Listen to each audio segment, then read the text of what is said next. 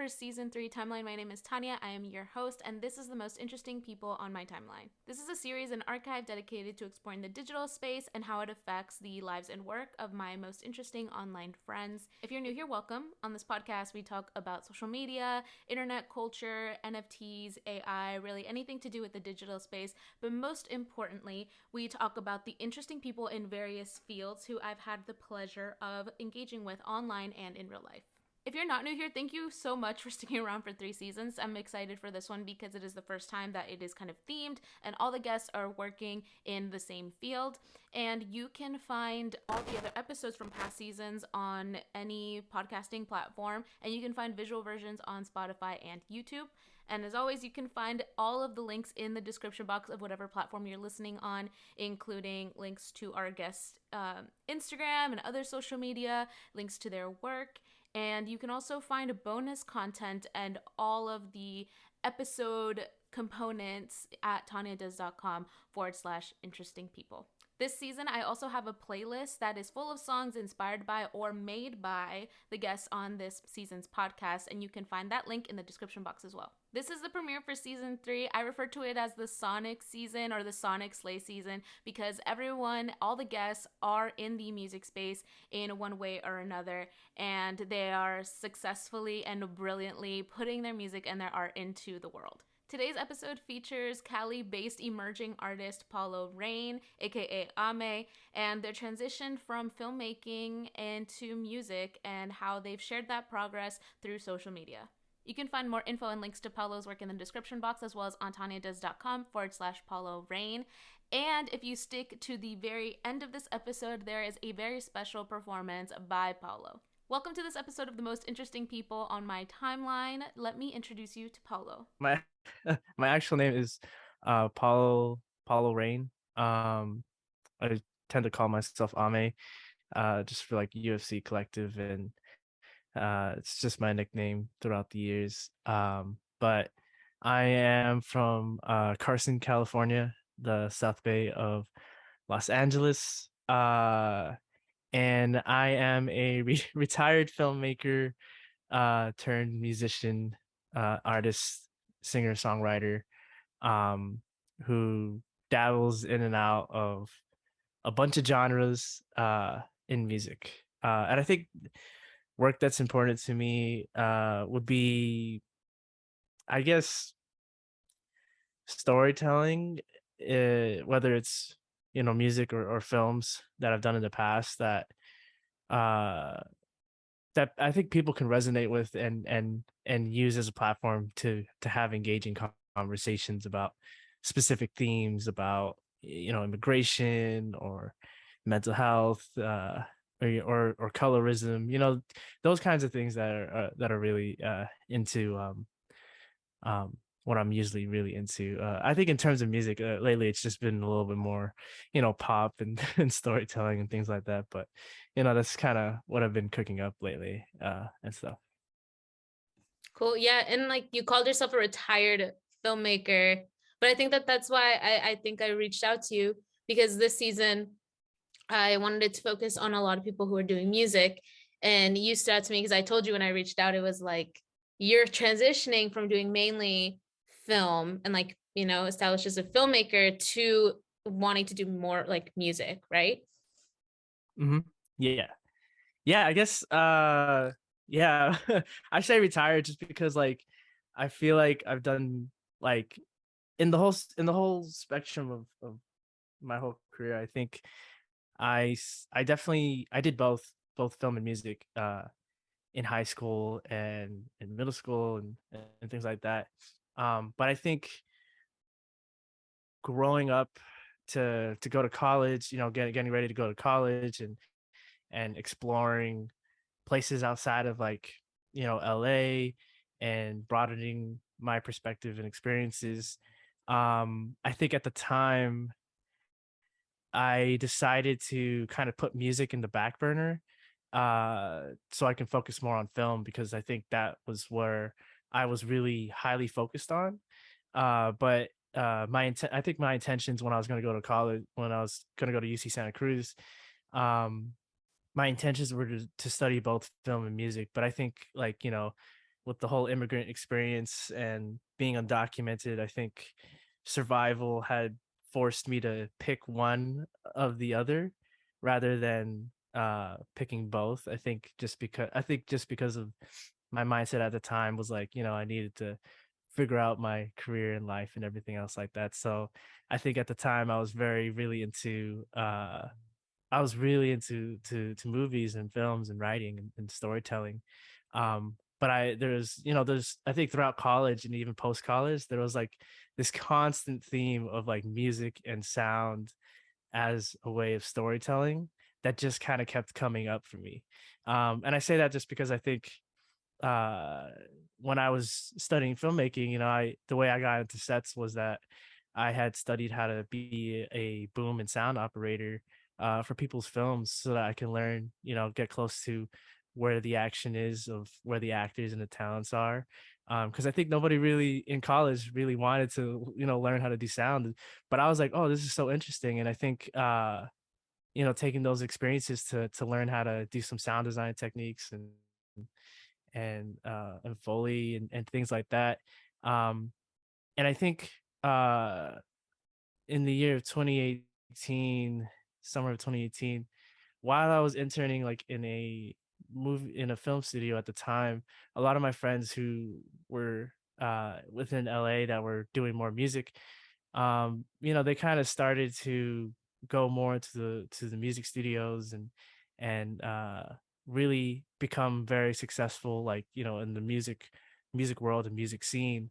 And I remember one of my friends telling me like, hey, like uh if you still want to do, film, but you are interested in uh in music, you could come to the music studio and just take pictures and everything. And so it was like this, really constant theme about music and sound. A lot of my films in the past really focused more on like sound design and how the film sounded rather than how it looked like in terms of like image quality and things like that. I really focused more on like what do the viewers like hear and how crisp or what is like the reality distortion that I can place upon a film through sound and the elements of vibrations and tones and things like that. Um, and I think and it wasn't until like 2022, 2021 that while I was on like after having graduated, I did a bunch of things where a lot of my films played in film festivals, did a bunch of commercials, then I did all these crazy things in the film world. But for some reason I just like wasn't happy. And I think I had realized later on that I was like, like I feel like I had like in my definition of success, I felt like I had achieved the things that I wanted to achieve, but I just felt like that there was always something like missing. And I think when I was traveling around in 2021, uh, it was the same constant theme of like music everywhere. Like when I was traveling, it was just like music festivals everywhere and films about music and articles and just things about it. And I thought to myself, it was like, this can't be coincidence because I was like once or twice, I think, all right, yeah, but it can't be coincidence. And I say coincidence because there are times where like people were like, performing on the street. Uh, and they'd ask me if I had ever played, and I tell them I don't play anymore. I'm retired. And people would be like, "Oh, you shouldn't retire from music. You should keep doing it." Or I've had like really weird interactions with like because I used to do what's it called I used to volunteer at a homeless shelter, and even then I had like homeless folks telling me like, yo, you should continue to do music because when the people are up there and when they get old they're gonna look for new artists or something like that, or I don't know. And it was just really weird. I was just like, why is it always like these constant themes about like music and sound and things like that? And I think it wasn't until like 2022 that I was like, I felt brave enough to be like, you know what, like I really want to give myself permission to kind of just do film. I mean, not do films.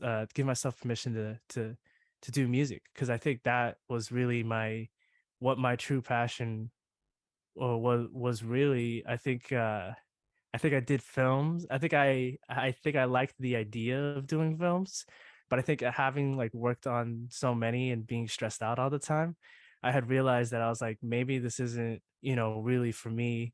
I don't want to be bald by 30 or have a heart attack when I'm like 30 something. I kind of really want to enjoy life. And I think I would find myself, really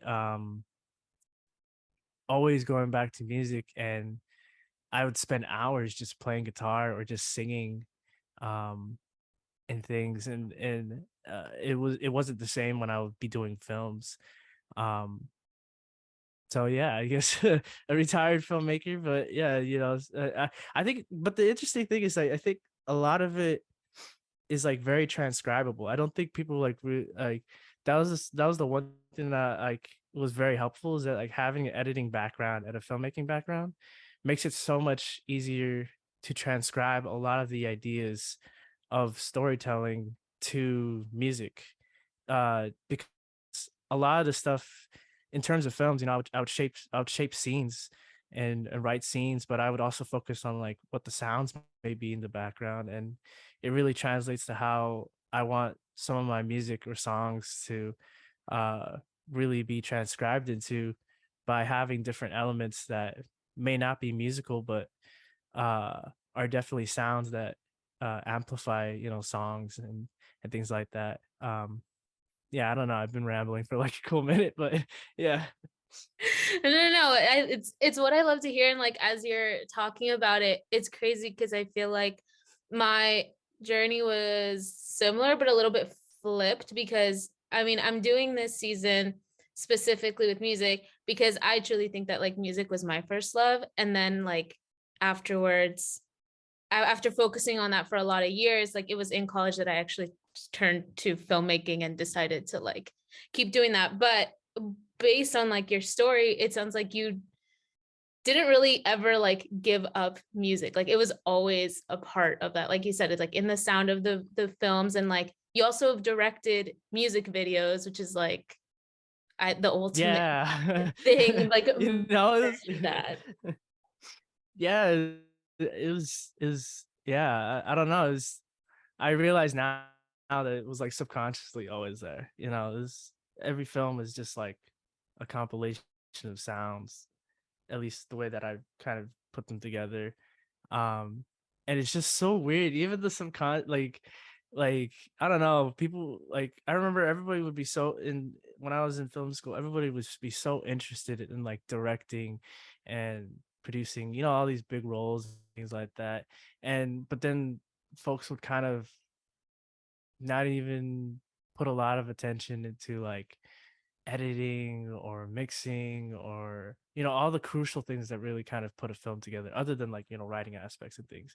And I think it was so fun. I like, there were times where I would be editing films, and it was the most fun I had was like searching for sounds like on the internet at like freesound.org, or like I'm not sponsored by them, by the way, but like freesound.org, or like or like Free Music Archive, like those things. And it felt like I was like this orchestra. Like I remember like even from my senior thesis and like other film projects that I've played, I remember there were sections where I couldn't really find the right sounds. So then I would go on GarageBand on my phone and then just make the sounds that I wanted to hear, and then bounce them and put them into the movie and things. So it's very interesting. I think I realize it now. It's subconsciously there. Yeah. Yeah, I mean, to be honest, I think this was a few years ago when I first started like kind of meeting everyone from UFC. I think I saw what was your student thesis, shaded complexion, and I was Yeah. like, oh, like they're a filmmaker, but they're in music. They're like a musical person. That's what I first thought of you when I saw that. And I didn't realize that I had seen that until like when I was like prepping for this interview. But yeah, like shaded complexion, like so much music was in that. And then you also did a visual album for Sultry, right? Yeah, that was like a promotion. Like I think with that one, what I wanted to do was a visual album narrative. Because Sultry had came up to uh, uh came up to me. Shout out Sultry. But she had came up, or they had came up to me, and they had talked about how they have like this album that they are working on, and they wanted me to shoot a music video for them.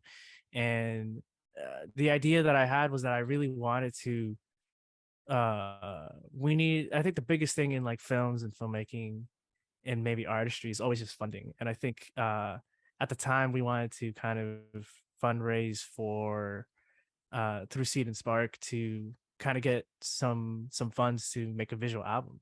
It's like you have this very talented uh Filipinx and Pacific Islander that it has an album that goes through many tropes of different human themes of grief and romance and intimacy and so on, and we never really see that in a representation through AAPIs, especially in an era where like a lot of uh Asian hate was kind of happening because of COVID and stuff like that. And I was like, oh, this is going to be so important because we need to, like, I wanted to lay that foundation at that time to make a visual album uh alongside with her music, because I thought it was very inspirational to see that whole thing kind of come together. I love visual albums, and I think that when I was doing this and I was like uh looking at more stuff, it made me like a lot of Sultry's like music in a different way. I'd heard about Sultry through Bo, who Bo was actually mentioned you as one of the most interesting people on his timeline. So from Nice. like the episode he was on. But yeah, but I think visual albums are super cool and a great way to meld in a longer way than like a music video, perhaps. Yeah, like you have there's like other visual albums by other artists, like I know Frank Ocean has a couple of Yeah. like I mean, up there and yeah, I stuff, mean, like but most yeah. iconic that comes to mind for me is like Beyonce's Lemonade, like the Yeah, see iconic that visual album. yeah. I wanted to have something where like people can like listen to the music and see and tie visuals to it, and but then also like it goes beyond just the movie screen where you can watch, you can listen to it. But we weren't able to fully get the entire funding, so we weren't able to dive into that project. But I know Sultry ended up releasing their album, and has been performing across the US and sharing their music and things like that. So it's really cool to see where that project has gone, and everything. Yeah. So then like moving more into questions about like you in music, you went from, like you said, music has always been present, but now you're transitioning to like music for you, like making your own music. Um, and you've done a lot of progress sharing on Instagram. So I just always like to ask, like, why did you choose, Instagram or like social media to document your process? Yeah, I think social media is like, when used ethically, it can be such a powerhouse. And I don't think a lot of artists today may not realize it. I'm not saying that the whole spectrum of artists realize it, but maybe a lot of folks may not realize how putting themselves out there could change their whole life and things like that. And I'm still early into this whole process. Like, I want to still make reels, and I want to put it out there on social media. I think one of the main reasons why, I think, is because there's a lot of good quotes that I really resonated with, that really flipped the switch in my mind, that I was like, okay, I need to put things out there. But I think also, like, I think just the platform of social media is like an interesting thing where, like, you can post things and share things for free, and these social media companies, whether ethical or unethical, um they will literally just store it, and most programs today, will ask you to pay for certain things to kind of store certain stuff. And I thought that was something that I heard, that I was listening to, where, and I was reading about, where you could store stuff, and uh they'll they'll they'll manage the storing. It's just there. But I think one of the key takeaways is that, like, if you don't believe in yourself as an artist, then why would anybody else want to believe in you as an artist? And I think a lot of folks, like, I tend to not like it when a lot of folks don't want to put themselves as a specific title as an artist. Like, I know folks sometimes are like, I can't really call myself an artist because I haven't done X, Y, and Z and things like that. And it's like, personally, I don't mind it, but it also it tells me a story that, as potentially people's audience, as potentially, their audience. It's like, okay, if I subconsciously or I consciously recognize that, they don't recognize themselves as an artist, so then it's like, why should I recognize them as an artist? And it's kind of just putting yourself out there to be as an artist. And I think a lot of it, like, kind of putting yourself out there on social media and things like that, like, it is very vulnerable. And I think people definitely need to recognize that being in front of a camera and being an artist, you're going to have to be vulnerable. But if you don't put yourself out there, and believe in yourself as a musician or as an artist on whatever field, um, it doesn't matter if you are very talented in the things that you do. If you don't put yourself out there on social media or YouTube, you'll probably be there's this really beautiful quote where it's like, you'll probably be the world's best kept secret, you know? And it's like, do you really want to be the world's best kept secret, or do you just want to be you, you know? Uh, and I think you could you could be your own authentic self.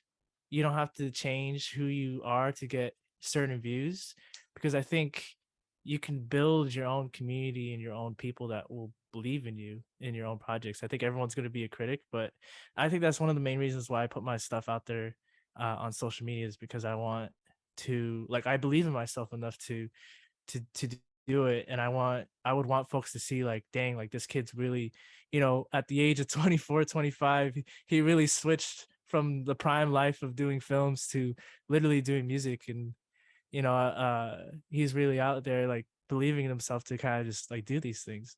um and I think that's the way I kind of want to do, is that I want to highlight myself and market myself as, like, a musician, as an artist. Yes, yeah, it's scary. Like, I'm like, dang, my voice sounds horrible, and I'm taking singing lessons and things like that. I'm not going to be Beyonce or or Sam Smith or something like that, like, day one. But I think it's just cool to show people, like, yo, like, I'm doing this, and I'm willing to do it, and I'm willing to put myself to be vulnerable, so that, like, people, like, I don't know, people want to, like, look at the story, and they're always invested to see where you're going and things like that. But No, I like that, because at the same time that you believe yourself, you're also like self-aware. You're like, you know what? Actually, I will take some singing lessons. But you also share that, like, that part of yourself. Which I think is important. I think when you're doing social media, and like you said, it can take you places.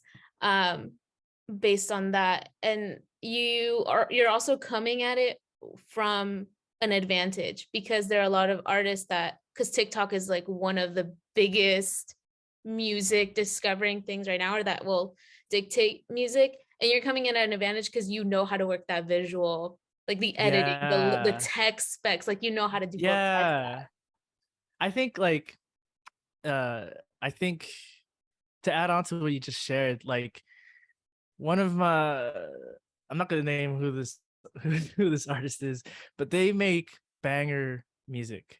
And I just realized that they aren't posting, like, on social media, or they aren't marketing themselves on social media as much as I think they should. I think, like, I take inspiration also from the younger generation, because I feel like they know how to do that.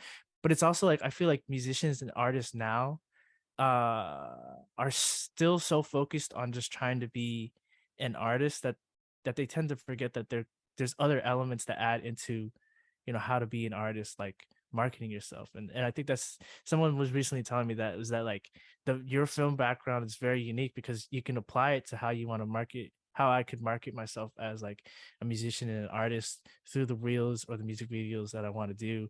But I can also translate it into the songs that I want to, write and add a cinematic element to it, or some specific sound design element to it. Um, which I thought was very interesting. But yeah, I think yes, like talent will only get you so far. I think marketing oneself and the intentionality of it is so important.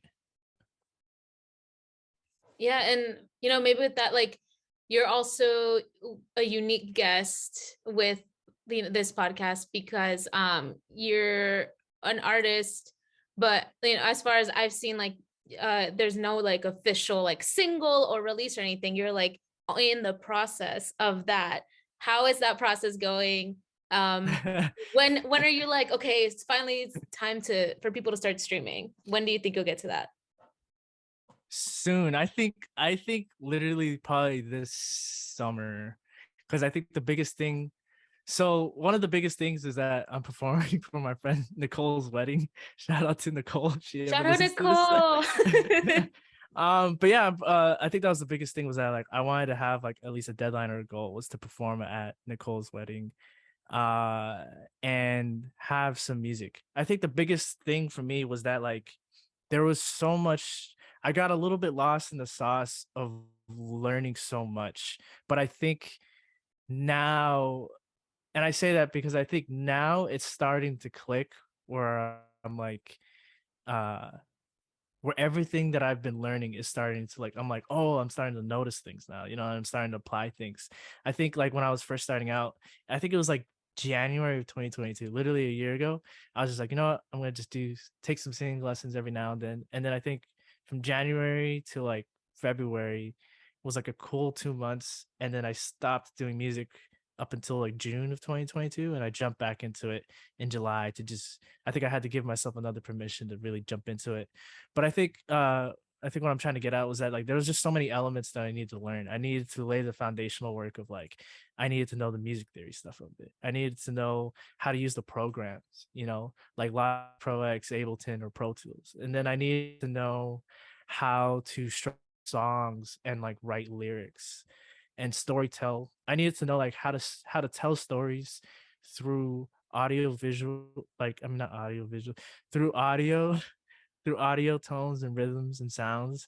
And I needed to know how to structure it intentionally to have a deeper meaning on the entirety of the song as a whole. And I think from like July 2022, I've just been like reading books, learning music theory, all these different things, and then taking singing lessons as well to like free my voice. I think that was the biggest one that I needed to kind of get through. And I think now it's starting to click. I think there was a cool minute where really like I was like, really scared. I was like, I'm terrified. I'm lost. I don't even know where I'm going. I'm 24 years old trying to do music. Um, and I think having to push through it, I think now it's starting to click, where I'm like, okay, I am finishing songs, and I am like, putting the ideas that I had like from like years ago to actual songs now. And I'm excited to, put them together. I think like in terms of my timeline of like releasing, it will probably be like like I feel like people will probably get unless you're attending the wedding, then you'll probably not hear anything until like maybe summer, or things like that. I also didn't realize like how long it takes to like make a song and then mix and master it, especially coming from nothing. I think there's a longevity of it to work with people's schedules if they're going to be doing it for free for a cool minute and stuff. But yeah, I'm excited. I have been working on some cool things, and everything's been clicking now to the point where I'm excited. I don't want to lose the momentum. One of my friends invited me to go to Hawaii. It's the same group actually for the wedding. And I was really contemplating it, but I had a really deep conversation with one of them, where I was telling them, I want to demand more for myself because I think I owe it to myself, because I feel like survival had kept this part of me buried. And I've spent so long to kind of get to a place where I can understand musical elements, that I don't want, like I still want to continue to build that rhythm and keep pushing it, because I feel like I don't want to wake up and I'll be like 64 I never really gave it my all to kind of go into music. I think uh I would want to demand more for myself to stay disciplined and continue to work on the craft. And I think, like, the more, like, if I when I'm successful in music, I'd want to, I feel like I am going to travel a lot more, and things like that. So I'm really, I'm putting it out there in my mindset that I really like, I want to do music, and I know that I'll be traveling a lot when it just starts, uh when it starts rolling and stuff. But yeah. Based on what you just said, like, two things I noticed is that you're taking steps and like facing, I think, challenges. One, people think like after a certain age, like it's too late, right? Or like you said, like you're like starting this journey at like 24, Yeah. 25. And one, so you're doing that, you're taking that step. And then two, I think you're talking about this like learning stage. And I feel like that's where a lot of people get stuck. And I know I've gotten stuck in the past, is like I'll learn everything and try to learn like all the theory about something. And then I'll like get in my own head and it overwhelms me. And then people just stop and then never learn, never get out of the learn stage into the doing stage. I don't know. That's what I've seen. That's not how Yeah. I've experienced it. But you're kind of like aware of that, and you're moving past both of these two things that would hold people back usually. Yeah, I think just because, like, I think college had really prepared me to understand a lot of consciousness and spirituality, in the sense of like one's own self-worth and things like that. I've had people tell me like things like, I need to get my priorities together, all these different things. And I'm like, I'm not, it's not like I'm still working, and I'm also like, I still have like a day job, and I still have like other things that contribute for me to pay bills and other things. And I'm still working, I think, and I've come to realize that, folks will sometimes project their own ideas and thoughts on who they see you as, or who they want you to be as, and things like that. And I think you had said something very interesting about, like, me pushing. Oh, I think the experience and the learning part.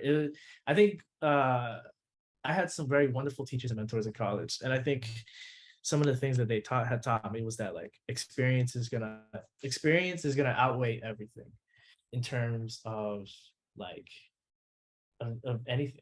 The way I kind of see it is like, you could apply this with literally anything. I think it's just like a cookbook. You can read as much as you want about how to bake a cake or how to make certain eggs and things like that. But if you never really like get the eggs and like get your hands dirty and have like egg yolk splash in your face or something like that, or like boil, like when you're cooking, then you'll never have the experience to really, you know, uh, to do the things that you want to do. I think it's okay to I think we tend to put a lot of our to tend to put a lot of our, like, weight on our shoulders, that everything kind of has to be perfect.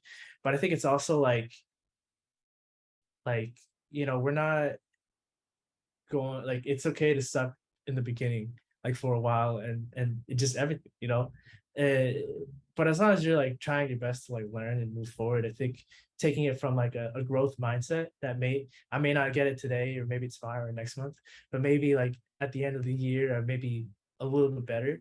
And I think just like having fun and enjoying the process is something that I'm also doing with it. So I think key takeaways is like, experience is going to outweigh everything.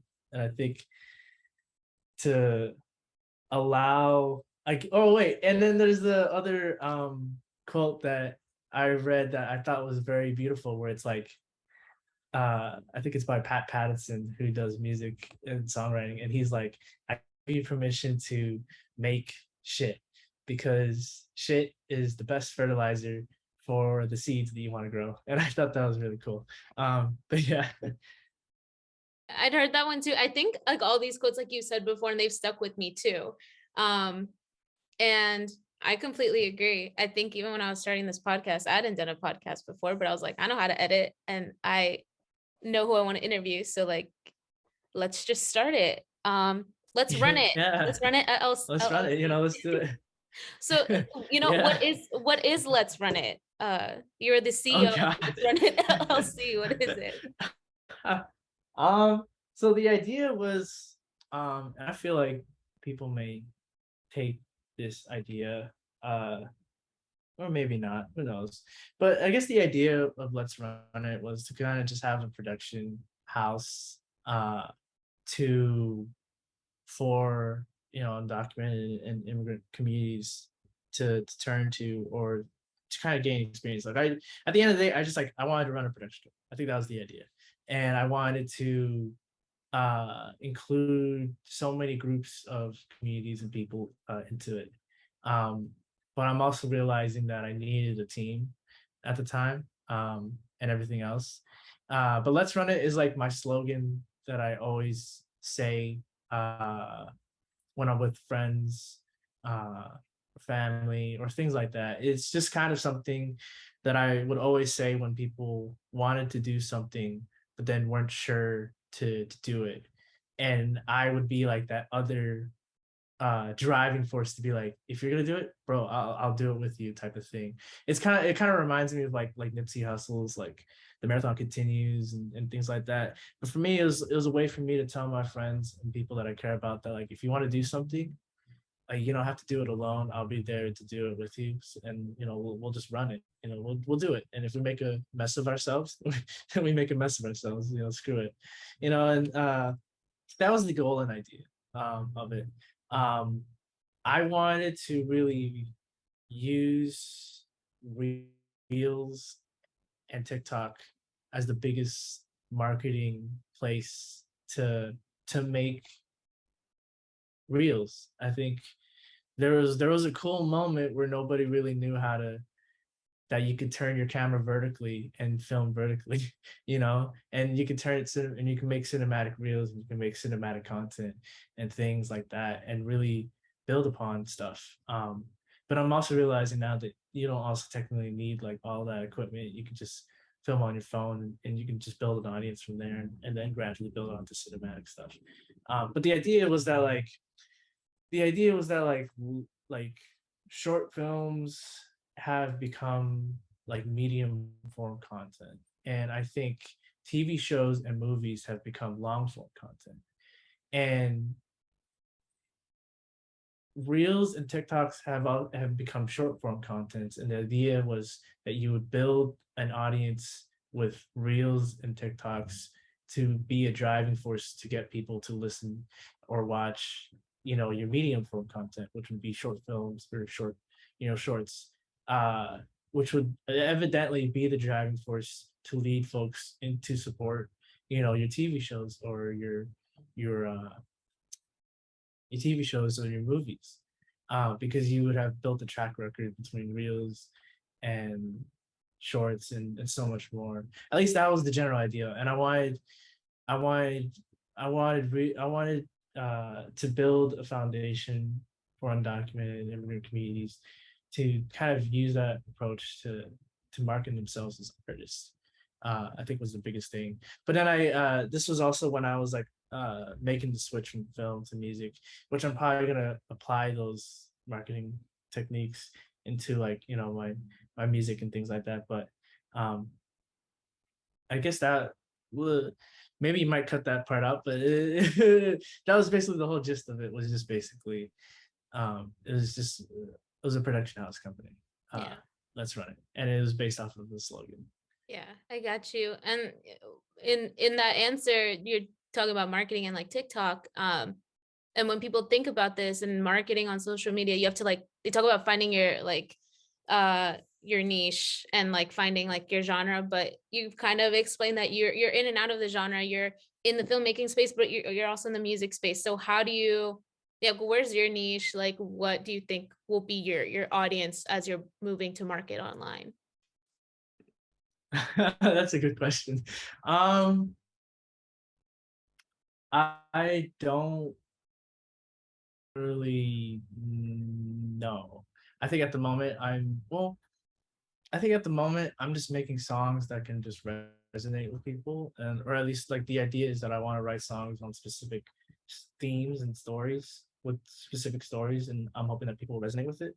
But I think I'm still developing like what that audience may look like, in terms of like what my niche may look like. I don't like to put myself in a box because I want to, like, I think I would want to continuously keep like learning. You know, I want to keep.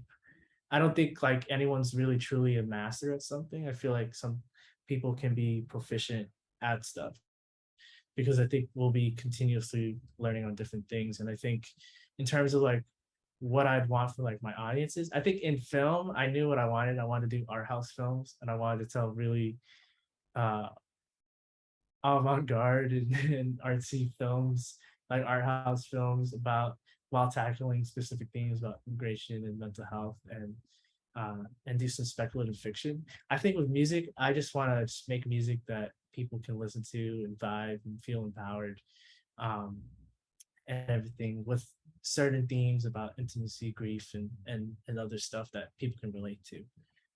And I think I am more into like a mixture between R&B, indie, and alternative, uh, with some cinematic elements, uh, in terms of like music. And I don't know what that genre may look like.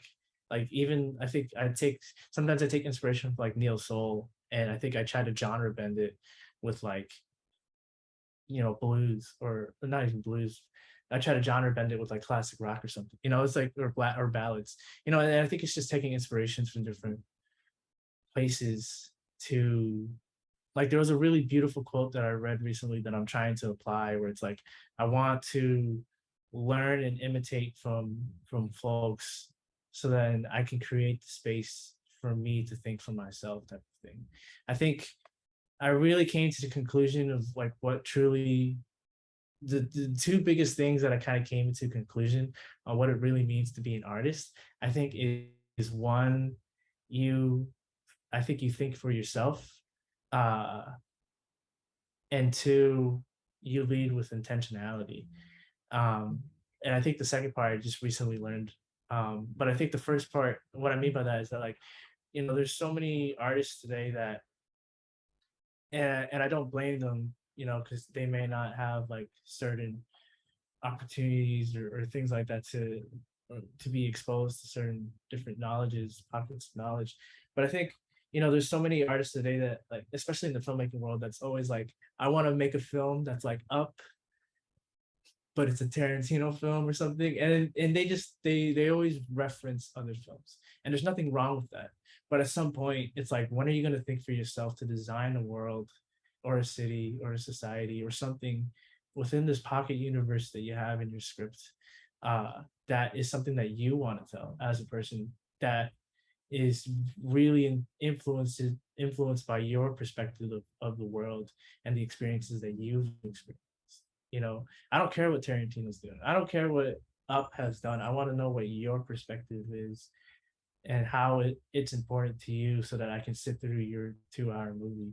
You know, things like that. Like, and we live in a world today where a lot of stuff is like ads and, you know, things. So it's hard for people to kind of think for themselves, and not have something pushed down their throat. And I think the second part of what I mean by that also is like, I think intentionality. I think a lot of artists today are also trying to be something. I recently uh I recently read and watched something where it was like, you know, being an artist is like art is a language, and if art is a language, then that means it's a conversation. And if it's a conversation, you don't want your art to kind of just be so much glitz and glamour on things that make you that can make one person seem so talented. You know, and I think the example that I can use is like, you know, in terms of art, um it's like having a conversation with like somebody, from a from an Ivy League school that's very pretentious, and all they do is just talk about themselves.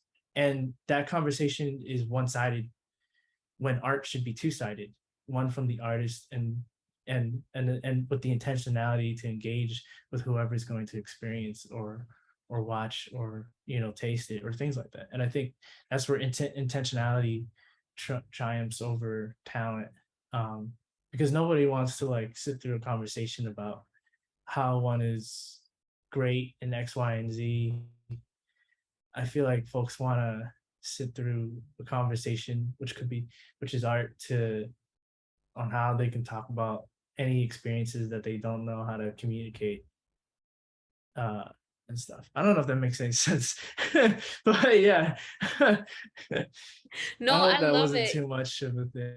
No, I like it because you get into like the philosophy. You have a really interesting philosophy behind a lot of the decisions that you make. So I think it's interesting. I think, like you said, it's a conversation, and I mean, I don't think I'd want to watch Up if it was made by Quentin Tarantino. I think it might be a little Yeah. weird. But yeah, like there's that's like you can take inspiration from others, but then like it's you adding your own thing that's gonna make it like different and new and something else that is contributing. You played bass for a while, and I think at Sundance you told me something about your bass intro, like your missed stardom almost with the bass. Oh yeah. Okay. I don't know. I tend to tell the story. I hope I don't get flagged for it. I feel like I'll talk to Steve eventually. But yeah, a cool fun fact is that I went to high school with Steve Lacy. He was a year below me. Um, the thing is though, I didn't know him to the point where we were like close friends, but I knew of him. I knew about a kid that was making music on his phone. And I was part of a band at the time. I believe it was called the Onlookers. I have to really look it back at it. But I had played, um, I really wanted to form a band in high school. And I think I did. And then my undocumented story and experiences really were like, okay, I need to go to college instead and things like that. And I think this, the theme is like survival, things like that. But at the time I played guitar, and I think me and my friends, we needed somebody to play bass, and I played bass guitar. And there was this kid from jazz band who one of my friends named Victor, he used to play with him, and I remember him playing. And the thing is that I remember, uh, as I like everybody was going, like this is my senior year, everybody's going to college. I had just performed with the band doing one or two songs, and then there was a cool moment where everyone was just applying to college. And I think at that time, one of my band members was like, "You should stay here in LA and just make music. Like why you got to go to college? Like just stay here and make music. Things like that." And I was like, I don't want to like I'm a kid. Even worse, I'm undocumented. So like college was like my only way to kind of go through things. It was like, okay, that's like a feasible route, you know. And um and I told him I can't, and I'm gonna go to college. I wanted to go to UC Santa Cruz because I wanted to get out of LA. I wanted to experience what the world can look like, and shape and change my perspective. I think the kid that I was in high school is definitely a 180, maybe even the 270 from like who I am now. But I chose to go to college instead. And I find out like 2 years later that uh one of my bandmates, he makes a very banger song with this artist named Drez, and he helped produce a song called Warm, uh, if I remember correctly. uh, yeah, he produces a song with Warm by Drez, and I noticed that. And then I start talking to one of my other friends, and he talks about how some of my friends in college, they're like, "You went to so and so high school, right?" And I was like, "Yeah, I went to that high school." Well, why? It's like, "Did you know somebody named Steve Lacy?" And I was like, "That sounds so familiar, but I can't vaguely remember." And I remember in college just sitting, I think it was like 2018, and I remember searching it up, and I was like, "Oh my god, this kid just came out with like a couple singles, see you red, and a couple things." And I was like, dang, he's like really making music, and he's really popping, he's becoming famous and things like that. But I just know that if I had stayed in LA, I would have played probably bass with my friends, and helped produce Warm with them, as well as, network and connect with like Steve Lacy and things like that. I think just because like the high school that I went to, I think was very interesting to have so many artists, and I'm gonna use the term artists of like people just playing music and just singing and using that as a way to kind of tell their stories. And it was so interesting. And I do tend to look back at it, but I do think that like my experiences having to like move out and then go to college have definitely contributed to who I am now. Because I feel like if I just kind of did the same things, like if I had really stayed in LA, I don't think I would have really broken out of like my shell and grown as a person to the man that I am today. Because I think there was a lot of experiences in college that shaped me to really strive to demand better for myself and things like that. And I feel like if I had just stayed to just play bass and these things, I would have stayed with some folks that were probably not going to benefit my future and things like that. But I do tend to think about it a lot though, because a lot of my friends that pursued music are now fairly successful. Like a lot of my friends either are running studios, music studios, working with like Rich the Kid and um, Playboy Cardi, um, Bad Bunny, like these things. Like I'm just like and I'm able to connect with them, and sometimes I do feel that sense of like I have to catch up, but I also tend to remind myself that I'm so young. I'm only 25, like, and in the whole grams of schemes of things, like a lot of artists didn't get their first break until they're like 30 or something. But uh it is so nice to see that a lot of my friends like succeeding in their fields of music. um Shout out Rico Loma, who just came out with an EP. Um, and it's so exciting to see like where they are now, and how we continue to support each other through different endeavors and things like that. Yeah, if you find people might find me on the yearbook if they ever really look into it. But yeah, it was interesting. I remember Steve kind of came up to me when I was playing guitar, and he had asked me to play. I remember he had asked me if he could play my guitar, and I told him, yeah, that's fine. And he picked up my guitar. I don't remember if it was a bass or if it was I remember it was electric, but I don't remember if it was a bass or if it was an electric guitar. But I remember he was just jamming with it, and I was like, oh, like all right, there's this kid like in jazz band that's playing with my guitar. That's pretty cool that he gets to pursue music and things like that. But Yeah. yeah, That's crazy because you never really know where people will end up, who you're like kind of rubbing elbows with. But you all that to say, like, you also don't know where you will be in a few years, right? Like, it's never, I don't think it's ever too late, like, to pursue what you would like to pursue. And again, like, 25 is super yeah, young. Like, I'm 24. Like, I like maybe if I was younger, I would have had a different mentality. But now I truly do know, like, time is is nothing if you really want to do something. Of course, this series is called The Most Interesting People on My Timeline, but for this segment, I turn it over to my featured guest and ask them to put me onto something new and tell me about the most interesting people on their timeline. I think the most interesting person that has really greatly shaped who I am was one of my mentors. Hopefully he'll listen to this, or if he does listen to this, one of my mentors named Danny, in college. He really shaped, like, he really was there through a lot of like difficult times, but he also really shaped my perspective in the world to really, uh, I don't know. There was so much that he taught me about in terms of like worth ethic and discipline and being a man and art and storytelling and things like that. And he was a chemistry major that wanted to become a doctor, a surgeon, I believe. I believe he's in the East Coast right now studying to be a doctor. But he was a great influence to me. I thought he was the most interesting person in my timeline, because I think just the way that he carried himself was so unique that he had like this sense of confidence, even though he didn't, even though like things could have been difficult, and from there and things like that. I also want to give a shout out to one of my other friends named Ruby Reyes, who really supported me through college and even today, that uh, were really just great mentors to me overall, to strive to be better, as a person, and as an artist and things like that.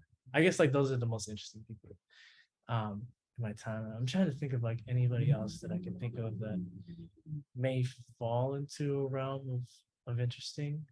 Um, but I think those two key individuals were the ones that really shaped who I can become today, who I became today. I mean, Yeah, where is there anything cool in the future you'd like to share? Anything you'll be dropping, anywhere you'll be, anything you want people to check out? yeah, I'm gonna be in Michigan, performing for my friend's wedding. But I will also like, uh well, I plan to like really post more of like my progress as like reels and stories, and actually make a series out of it. And hopefully I'll call it A Boy, His Guitar, and his Dream. And it's just gonna be me as an artist, just kind of just making music, vibing, and kind of just making music, and stuff like that. I just kind of just repeated that. But yeah, I think that's what I'm gonna be doing. And hopefully, I know this year, like I talked to one of my friends who was an A&R, for a couple studios, and he was telling me that for the next 6 months, I need to have an EP. So by August, check me out, follow up to see if I've dropped anything. I feel like the summer might be a little bit more, like the early summer might be a little bit more like when I'll be doing things. But yeah, I got a couple things cooking up. But I know this year, I'm definitely dropping something by the end of this year, mid or end of this year. Cool. I'll be on the lookout for that so like people can check it out too. And um, you know, with that, how can people become a part of your timeline? Where can they find you online? Where do you want to be found? Yeah, I'm on Instagram. It's just Paolo Rein 2, at Paolo Rein 2. Um, I am gonna I am working on like, getting all of the handles together for like SoundCloud, Spotify, and Apple Music, things like that. I am still debating on what my stage name could be, but a lot of people tend to resonate with like Paulo Rain, or just Rain as like my last name. And that's exciting to know that my name is like, an exciting figure. So it might just be Paulo Rain, and you'll probably find me like in all the streaming platforms, evidently this year. All of Paolo's work is linked in the description box of whatever platform you're listening on. And you can follow Paolo Rein at Paolo Rein 2 on most social platforms, so you can follow his journey as he continues sharing his progress throughout his musical journey. Also, make sure to follow me, your host, on Instagram and TikTok at Tania Does, and follow the social pages for this series at Interesting People Pod on Instagram and TikTok as well. If you're watching this visually on Spotify video podcasts or on YouTube, make sure to subscribe and follow so you can get notifications for when the next episode of this series drops. Stay tuned for the next episode, where I will be interviewing a girlie that has been making strides in her musical career by harnessing the power of TikTok. I talked to her about moving from a small town in Maine to the big city LA, as well as our time when we used to perform together back in college. So stay tuned, stay connected, stay making beautiful things, and I will leave y'all with this beautiful exclusive performance by Paolo Rein. So I wrote the song because I had met somebody last year in the summer, and we kind of vibed, and then they moved back to their hometown and home city. Uh and I was always left wondering what could have been. It was like right person, wrong time, I guess. And but this song's called Always on My Mind. At least it's a work in progress type of thing.